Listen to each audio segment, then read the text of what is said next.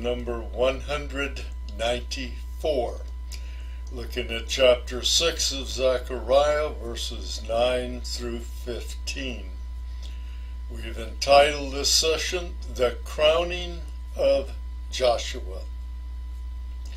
Well, after the night of 8 visions, Zechariah was told to conduct a grand symbolic ceremony that links together the last couple of visions.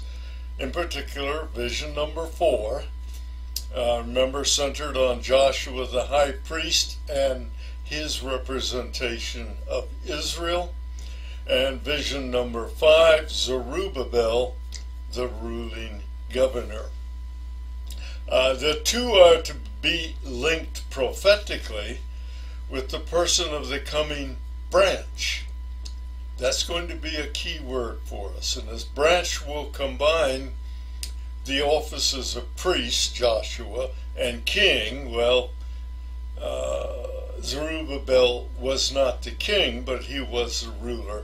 Those two offices, priest and king, will be placed into a single office under a single person.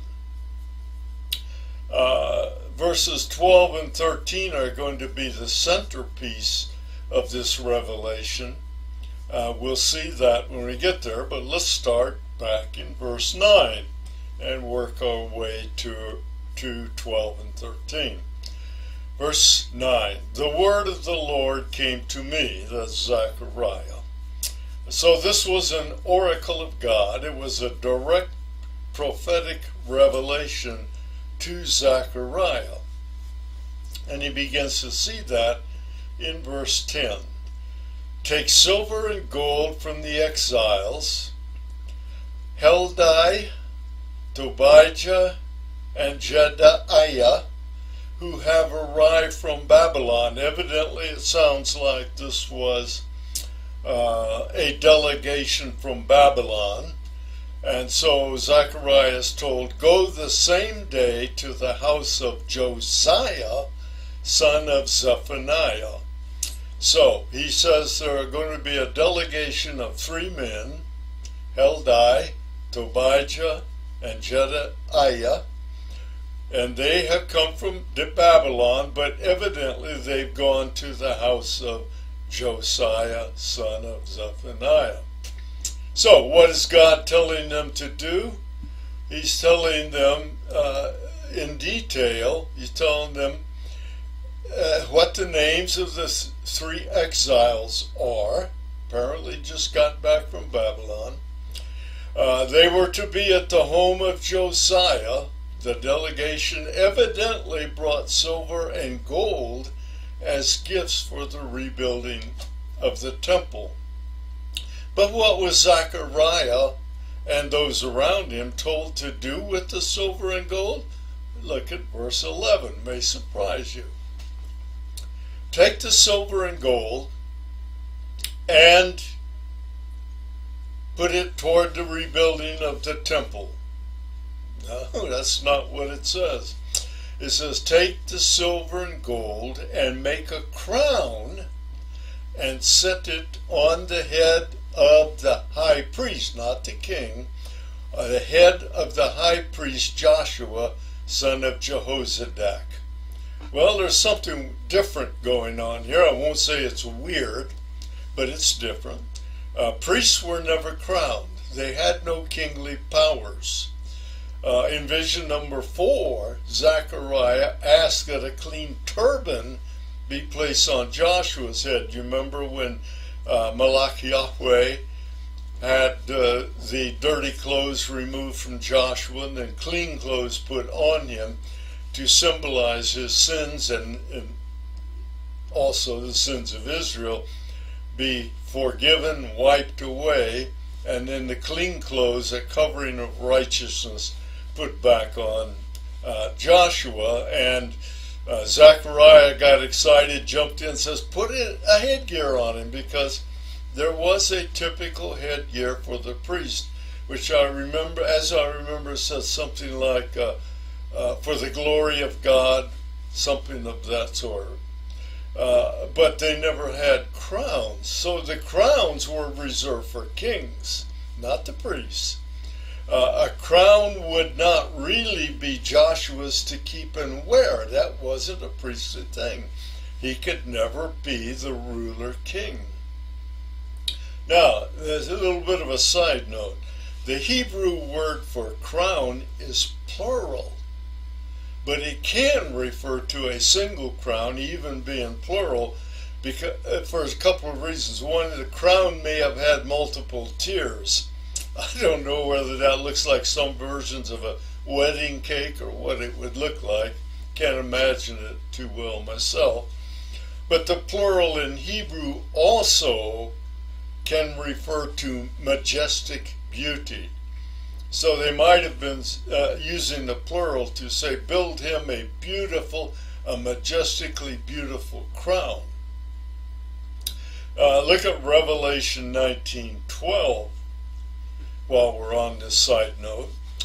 He's speaking of Jesus here, his eyes are like blazing fire, and on his head are many crowns. I can't envision that in my mind, but I'll take it for what it says. So one day the Messiah will have many crowns. The crown should have been Zerubbabel's, by the way, not Joshua's.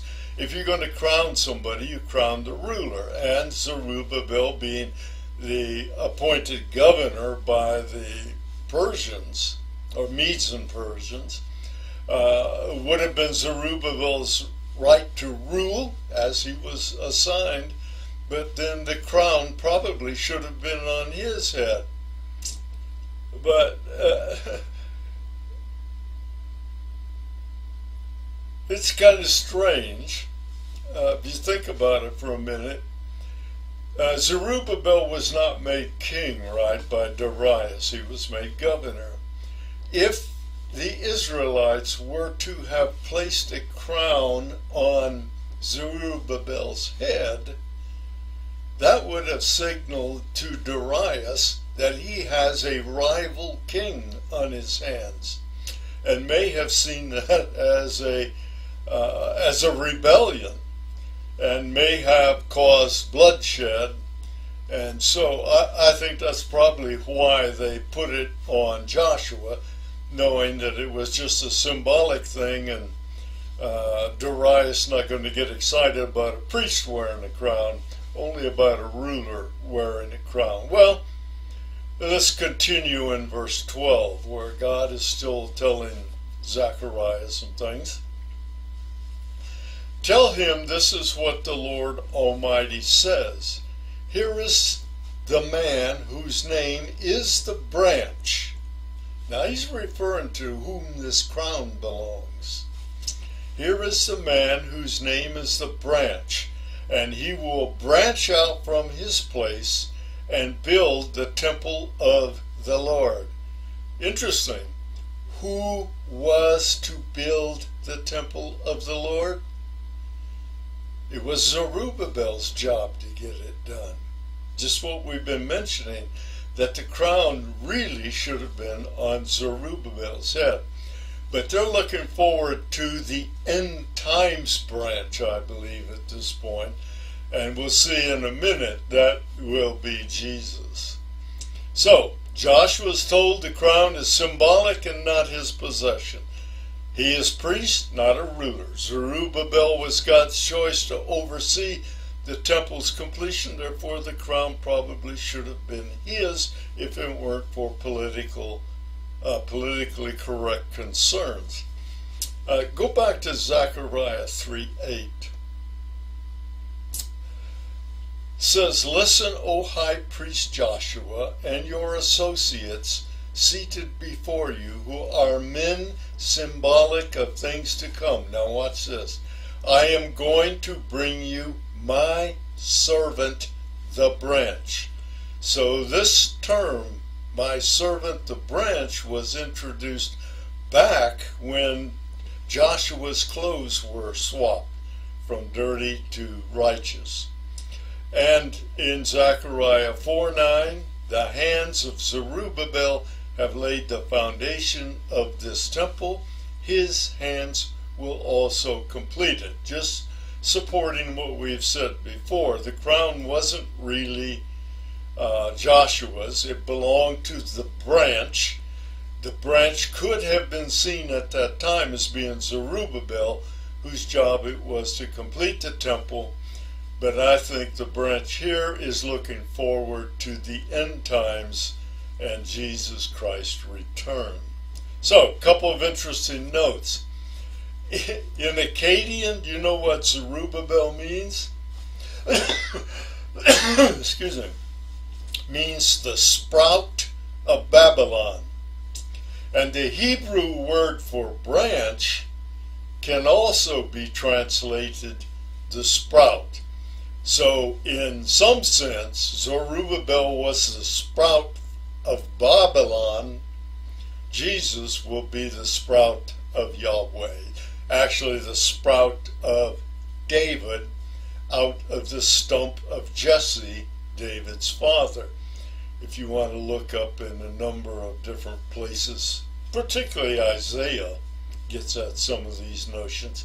And my servant the branch was one of Isaiah's favorite names for the coming Messiah. The Messiah was declared to be a branch out of David, or a shoot out of the stump of Jesse that I mentioned just a minute ago. Well, Zerubbabel was of the lineage of David, as was Jesus, but Zerubbabel would never to be king. Jesus will be king eternally. So evidently what's going on in these few verses is a prophetic picture of end times.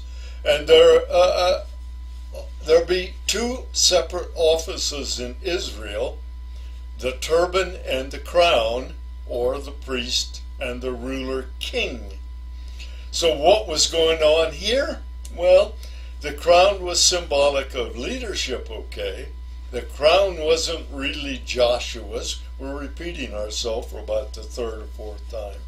The crown could not be placed on Zerubbabel's head because of political implications.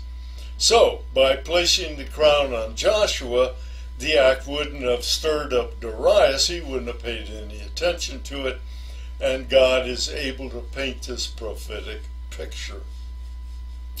It actually, again, signified the uniting of Israel's two offices in one person, called my servant the branch, also called the Messiah, also called Jesus the Christ. So the branch would be both king and priest. The branch would rebuild the millennial temple as Israel received the full glory of God, which was his presence.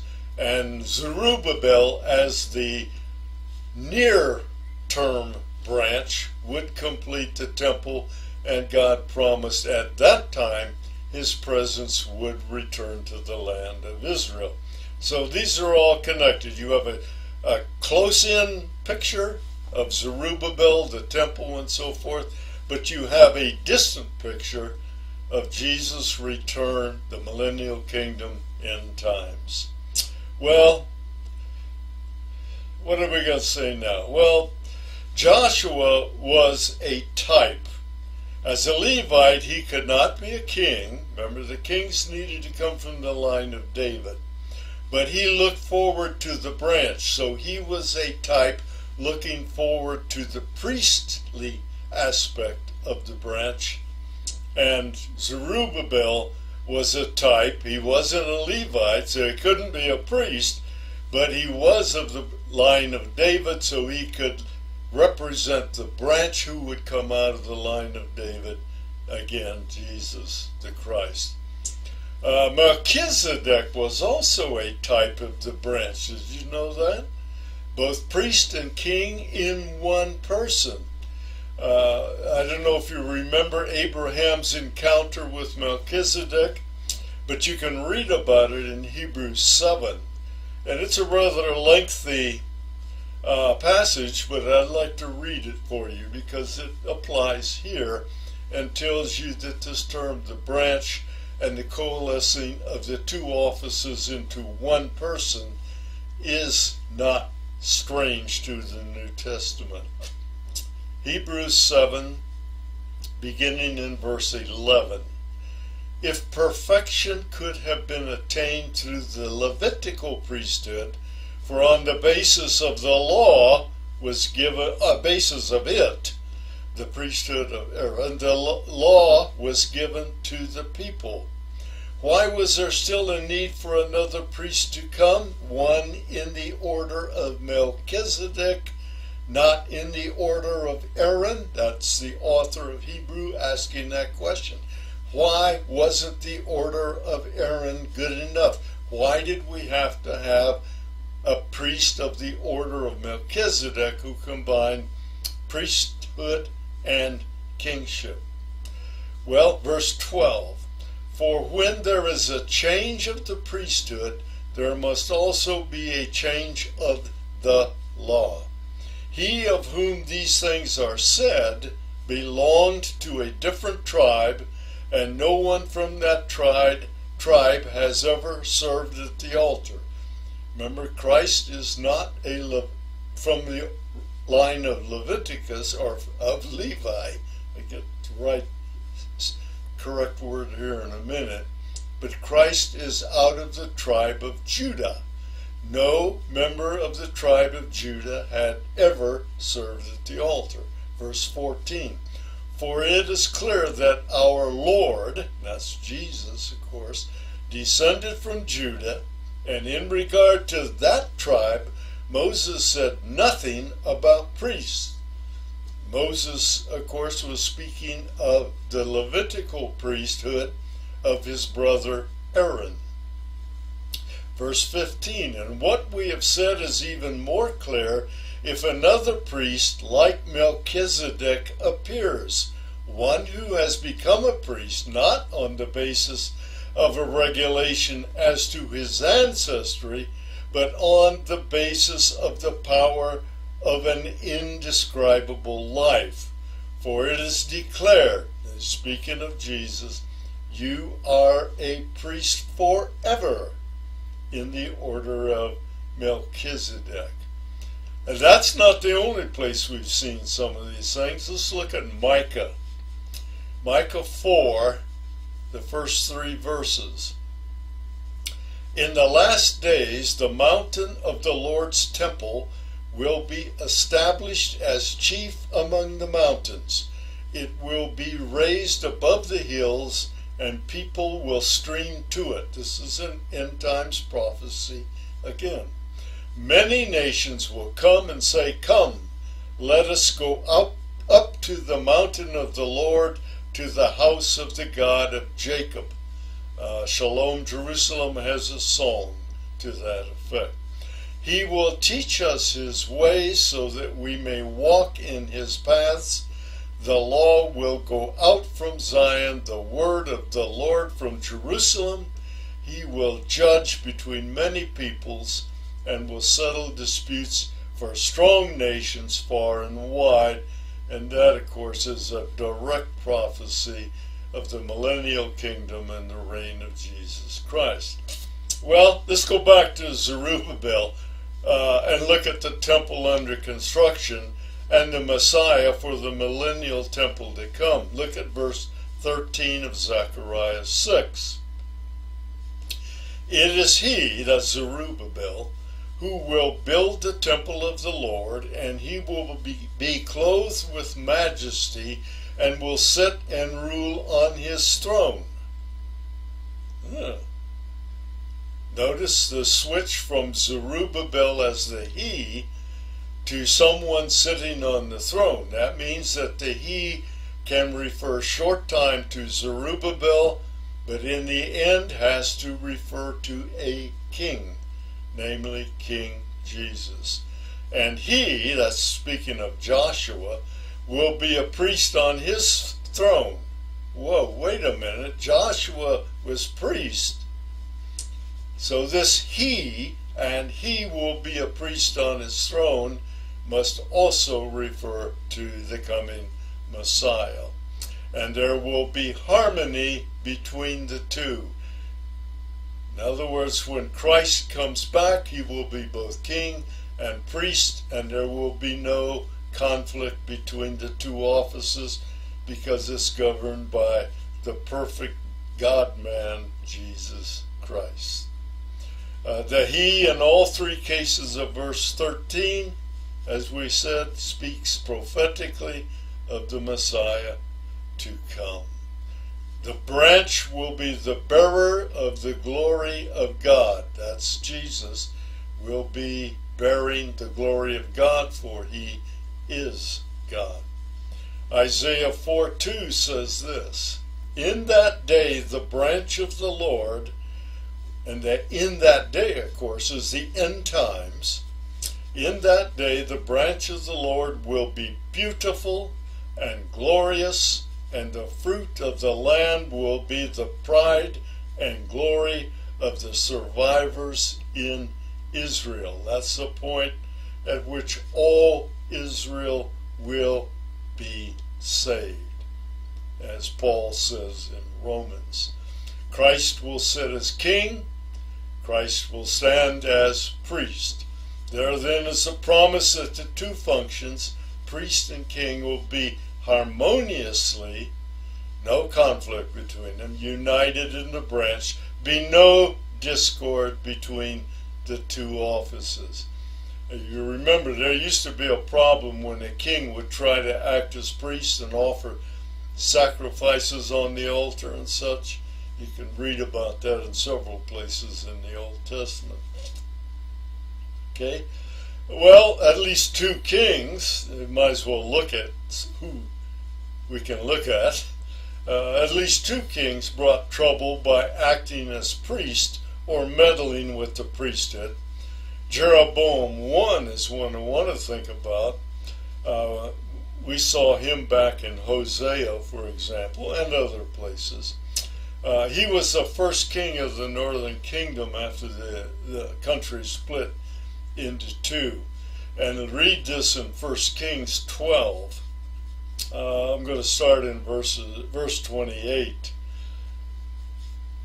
After seeking advice, the king, that's Jeroboam I, made 2 golden calves. He said to the people, it's too much for you to go up to Jerusalem. Here are your gods, O Israel, who brought you up out of Egypt. What's he saying? Here's an image for you to worship as Yahweh. That doesn't fly, does it? Verse 29, one of the golden calves, that is, one he set up in Bethel, which remember is just a few miles north of Jerusalem, near the border between the northern and southern kingdoms, and the other in Dan, which would have been the far north of the northern kingdom, between Israel, the northern kingdom, and Syria, for example.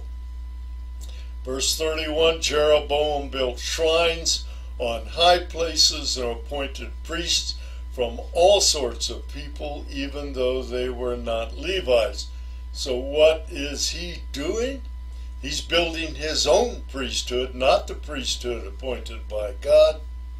He's also bringing up images to be the focus of worship, claiming that this is Yahweh, when it in fact is not, does not represent him in any way, shape, or form. 1 Kings 13:1. By the word of the Lord, a man of God came from Judah to Bethel, as Jeroboam was standing by the altar to make an offering. So Jeroboam even went to the point of making an offering at an altar, a false altar, again, but he was making offerings as if he, the king, were also the priest. Ain't going to fly in God's economy. Not that economy at that time, anyhow. Now, Uzziah, the king of Judah, was a fairly decent king. Looking at 2 Chronicles 26. Just going to read a couple verses, maybe even just one. Verse 16. But after Uzziah became powerful, and he was one of the more powerful kings of Judah, his pride led to his downfall. He was unfaithful to the Lord his God, and entered the temple of the Lord to burn incense on the altar of incense. And of course that was a priestly function. The priests at Qumran, well, you know about the Qumran caves, for example, expected two messiahs, one a priest and one a king. They thought that the two offices would not be combined, but would be under two different men. First of them, the priest would be out of the line of Phinehas, who was, of course, of the line of Aaron. Numbers 25 speaks about the covenant that God had made with Phinehas, and was evidently the basis of the Qumran belief. Numbers 25, beginning in verse 10. The Lord said to Moses, Phinehas, son of Eleazar, the son of Aaron, the priest, has turned my anger away from the Israelites. This was at Baal of Peor, before they entered the land. For he, that's Phinehas, was as zealous as I am for my honor among them, so that in my zeal I did not put an end to them. God is saying, Phinehas kept me from destroying the Israelites. Therefore tell him, I am making my covenant of peace with him. And here's the covenant.